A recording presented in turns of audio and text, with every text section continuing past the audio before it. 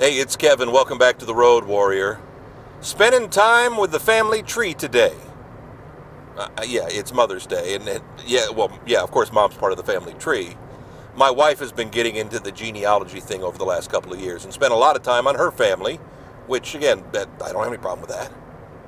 My family is very murky on a lot of different sides and a lot of different ways, and while I've known some of my family tree, I'm the only son of an only son of an only son, and I'm the end of the line for the Mason family.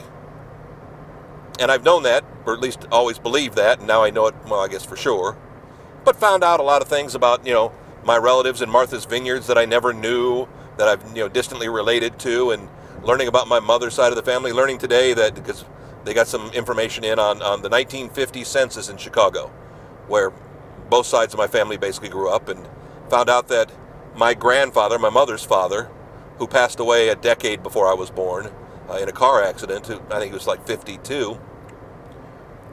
The house he grew up in, the house he was born in, was built in like 1904 or 1905 when he was born. In fact, as my mom told me, was a one-story house, and when he was born, they built a second story on it, and then, added a bathroom so they didn't have to use the outhouse anymore.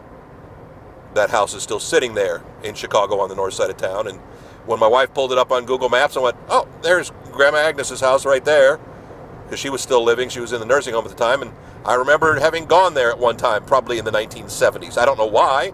She was already in the nursing home at that point. Talking to my mom today for Mother's Day, and she said, oh, yeah, your uncle still lived there at the time, and yes, we went there in 1973 when we went to visit her. We just drove by to see it.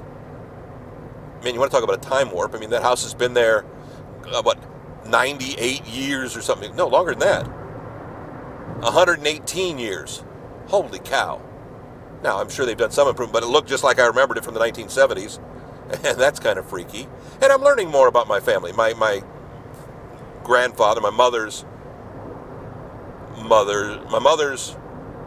grandmother, my great-grandmother, Agnes, was born in Belgium. Mom knew that, she thought, but she couldn't tell you where, and I said, I think it's outside of Antwerp. We saw it somewhere. Again, the one thing Mom and I agreed on, though, does it really change us? I guess to some people, who they are or where they were born or where the families came from matter. It impacts who you are and how you feel about yourself. I've never really thought about that. I've never cared about that. I am who I am. And the one thing I always learned, when people meet me and they meet my father, say at the same time, they see where I get it from. But again, I've always had a part of my mother. And there are just little things. We were talking today. It's like, oh, there's no doubt where I got that from. That's my mother. It's those things that you don't know why they don't matter or why they do matter.